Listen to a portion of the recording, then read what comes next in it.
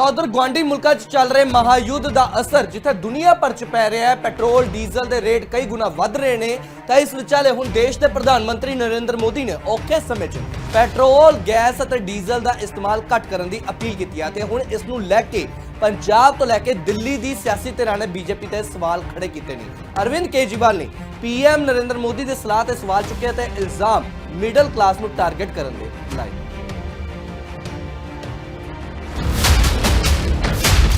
PM दा संकेत, gold विदेश ते ब्रेक, वाधू खर्चिਆਂ ਨੂੰ ना वर्क फ्रॉम होम दा सुझाव, महायुद्ध दी मार पीएम दी पुकार। फिर वोटां तो पहले ऐलान कर सकते हैं, वोटां तो पहले उन्होंने वोटां भी लैनियां होंदियां ने, लोकां नूं जुमले भी सुनाने होंदे ने। आर्थिक संकट, बचत दा मंत्र, संकट दी घड़ी कि लगेगा लॉकडाउन।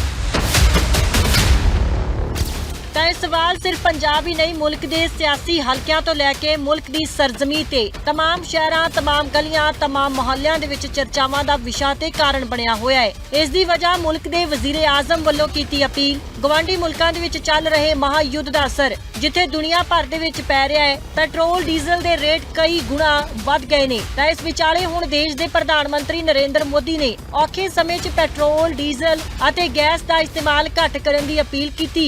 ਮੁਲਕ ਦਾ ਸਿਆਸੀ ਪਾਰਾ ਤਪਦੀ ਗਰਮੀ ਦੇ ਵਿਚਾਲੇ ਹੋਰ ਗਰਮਾ ਗਿਆ ਹੈ। ਸਵਾਲ ਗੈਰ बीजेपी ਧਿਰਾਂ ਚੁੱਕ रही ਨੇ। ਉੱਥੇ ਹੀ ਅਰਵਿੰਦ केजरीवाल ने पीएम मोदी की अपील से सवाल चुके। इतनी कठोर अपील, इतनी सारी साथ, इतने बड़े कदम आज तक कभी किसी ने नहीं लिया। पूरा देश इस वक्त सदमे में है।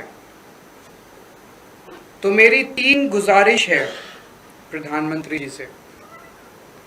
एक तो ये कि अगर आपने इतने कठोर कदम उठाने के लिए कहा है तो इसका मतलब अर्थव्यवस्था का काफी ज्यादा बुरा हाल है और या आने वाले समय में और भी ज्यादा बुरा हाल होने का अंदेशा है।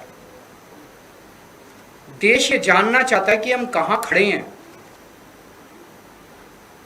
आपने हमें कहा हम सब देशवासी देशभक्त हैं, कठोर से कठोर कदम भी उठाएंगे, कठोर से कठोर अपने को, अगर हमें कठिनाइयां बर्दाश्त करनी पड़ी, कुर्बानियां देनी पड़ी देश के लिए, वो भी करेंगे। लेकिन पता तो चले कि ये कदम क्यों उठाए जा रहे हैं, पता तो चले कि अर्थव्यवस्था कहां खड़ी है। केवल आदेश भर दे देने से तो काम नहीं चलेगा ना। ये देश हम सब लोगों का, ये देश हम 140 करोड़ लोगों का है। तो प्रधानमंत्री जी से मेरा पहला निवेदन है कि वो पूरा आज हमारी क्या स्थिति है, अर्थव्यवस्था की, इकोनॉमी की क्या स्थिति है और आने वाले समय में कुछ महीनों में या 1 साल में हमारी क्या स्थिति होने का अंदेशा है, इसके ऊपर सारी जानकारी देश के लोगों के साथ साझा करे। लेकिन इराक और अमेरिका की वजह से युद्ध जो है उसकी वजह से तो पूरी दुनिया प्रभावित है, सारी दुनिया के सभी देश प्रभावित हैं उस युद्ध की वजह से। लेकिन किसी भी देश ने, किसी भी देश की सरकार ने इस किस्म के ये 7 कदम उठाने के लिए किसी भी देश की सरकार ने अपने नागरिकों को अपील नहीं की है। एक भी देश नहीं है। किसी ने कुछ एक स्टेप, किसी ने 2 स्टेप, किसी ने, लेकिन ये 7 इतने कठोर कदम उठाने के लिए एक भी देश की सरकार ने अपने नागरिकों को अपील नहीं की है। इससे मन में शंका पैदा होती है कि कहीं स्थिति केवल इराक अमेरिका के युद्ध की बजाय और भी कहीं स्थिति कुछ और ज्यादा खराब तो नहीं है। हमारा देश किन परिस्थितियों से गुजर रहा है।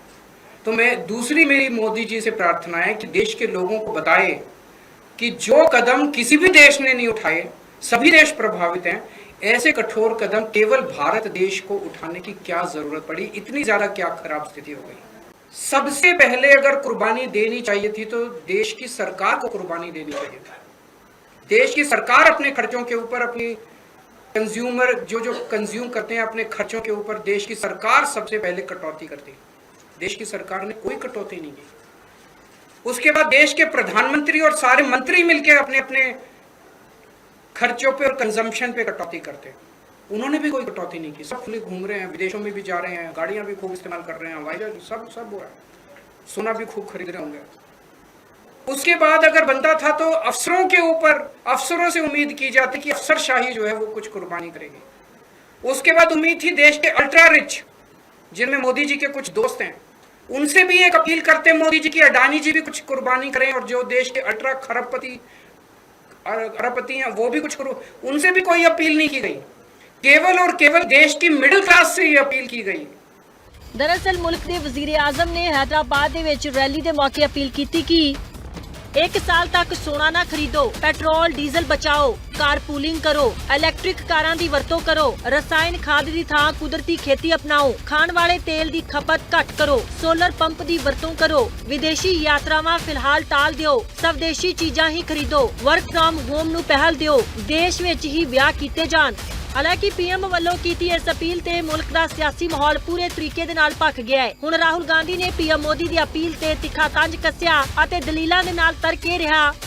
ਮੋਦੀ ਜੀ ਕੱਲ ਜਨਤਾ ਤੋਂ ਤਿਆਗ ਮੰਗਿਆ, ਸੋਨਾ ਨਾ ਖਰੀਦੋ, ਵਿਦੇਸ਼ ਨਾ ਜਾਓ, ਪੈਟਰੋਲ ਘੱਟ ਵਰਤੋ, ਖਾਦ ਤੇ ਖਾਣ ਦਾ ਤੇਲ ਘੱਟ ਕਰੋ, ਮੈਟਰੋ 'ਚ ਚੱਲੋ, ਘਰ ਤੋਂ ਕੰਮ ਕਰੋ। ਇਹ ਉਪਦੇਸ਼ ਨਹੀਂ ਹੈ, ਨਾਕਾਮੀ ਦੇ ਸਬੂਤ ਨੇ। 12 ਸਾਲਾਂ ਦੇ ਵਿੱਚ ਦੇਸ਼ ਨੂੰ ਉਸ ਮੁਕਾਮ ਤੇ ਲਿਆ ਦਿੱਤਾ ਹੈ। ਜਨਤਾ ਨੂੰ ਦੱਸਣਾ ਪੈ ਰਿਹਾ ਹੈ ਕਿ ਕੀ ਖਰੀਦੋ ਕੀ ਨਾ ਖਰੀਦੋ, ਕਿੱਥੇ ਜਾਣ ਕਿੱਥੇ ਨਾ ਜਾਣ। ਹਰ ਵਾਰ ਜ਼ਿੰਮੇਵਾਰੀ ਜਨਤਾ ਤੇ ਪਾ ਦਿੰਦੇ ਨੇ ਤਾਂ ਕਿ ਖੁਦ ਜਵਾਬਦੇਹੀ ਤੋਂ ਬਚ ਨਿਕਲੋ। ਦੇਸ਼ ਚਲਾਉਣਾ ਹੁਣ ਕੰਪਰੋਮਾਈਜ਼ਡ ਪੀਐਮ ਦੇ ਵੱਸ ਦੀ ਗੱਲ ਨਹੀਂ।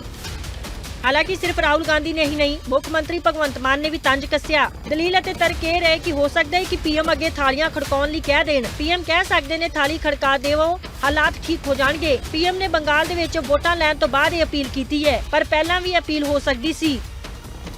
ਹਾਲਾਂਕਿ ਸੰਕਟ ਦੀ ਘੜੀ ਦੇ ਵਿੱਚ ਪੀਐਮ ਦੀ ਅਪੀਲ ਦੇ ਪੂਰੇ ਵਿਸ਼ਲੇਸ਼ਣ ਤੇ ਨਜ਼ਰ ਮਾਰੀਏ ਤਾਂ ਪੈਟਰੋਲ ਅਤੇ ਡੀਜ਼ਲ ਦੀ ਵਰਤੋਂ ਸੰਯਮ ਨਾਲ ਕਰੋ। ਜਿੱਥੇ ਮੈਟਰੋ ਦੀ ਸਹੂਲਤ ਮੌਜੂਦ ਹੈ ਉੱਥੇ ਸਿਰਫ ਮੈਟਰੋ ਹੀ ਵਰਤੋ। ਨਿੱਜੀ ਗੱਡੀਆਂ ਦੇ ਬਜਾਏ ਕਾਰਪੂਲਿੰਗ ਕਰੋ ਅਤੇ ਹੋਰਾਂ ਨੂੰ ਵੀ ਨਾਲ ਬਿਠਾਓ। ਸਮਾਨ ਭੇਜਣ ਲਈ ਬਿਜਲੀ ਨਾਲ ਚੱਲਣ ਵਾਲੀ ਰੇਲਵੇ ਸੇਵਾ ਦੀ ਵੱਧ ਵਰਤੋਂ ਕਰੋ। ਇਲੈਕਟ੍ਰਿਕ ਵਾਹਨਾਂ ਦੀ ਵੱਧ ਤੋਂ ਵੱਧ ਵਰਤੋਂ ਕਰੋ।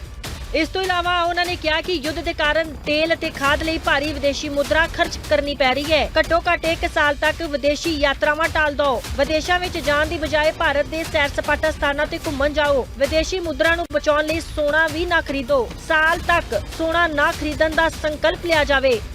ਖੇਤੀਬਾੜੀ ਨੂੰ ਲੈ ਕੇ ਅਪੀਲ ਕਰਦਿਆਂ ਉਹਨਾਂ ਕਿਹਾ ਕਿ ਦੁਨੀਆ ਭਰ ਦੇ ਵਿੱਚ ਖਾਦ ਦੀ ਇੱਕ ਬੋਰੀ 3000 ਰੁਪਏ ਤੱਕ ਵਿਕ ਰਹੀ ਹੈ। ਭਾਰਤ ਸਰਕਾਰ ਕਿਸਾਨਾਂ ਨੂੰ 300 ਰੁਪਏ ਤੋਂ ਘੱਟ ਵਿੱਚ ਖਾਦ ਦੇ ਰਹੀ ਹੈ। ਖੇਤੀਬਾੜੀ ਦੇ ਵਿੱਚ ਕੈਮੀਕਲ ਖਾਦ ਦੀ ਵਰਤੋਂ 25 ਤੋਂ 50% ਤੱਕ ਘਟਾਉਣੀ ਪਵੇਗੀ। ਕਿਸਾਨਾਂ ਨੂੰ ਕੁਦਰਤੀ ਖੇਤੀ ਵੱਲ ਕਦਮ ਵਧਾਉਣਾ ਪਵੇਗਾ। ਖੇਤਾਂ 'ਚ ਡੀਜ਼ਲ ਪੰਪਾਂ ਦੀ ਥਾਂ ਸੋਲਰ ਪੰਪ ਲਗਾਉਣ ਦੀ ਯੋਜਨਾ ਤੇ ਜ਼ੋਰ ਦਿੱਤਾ।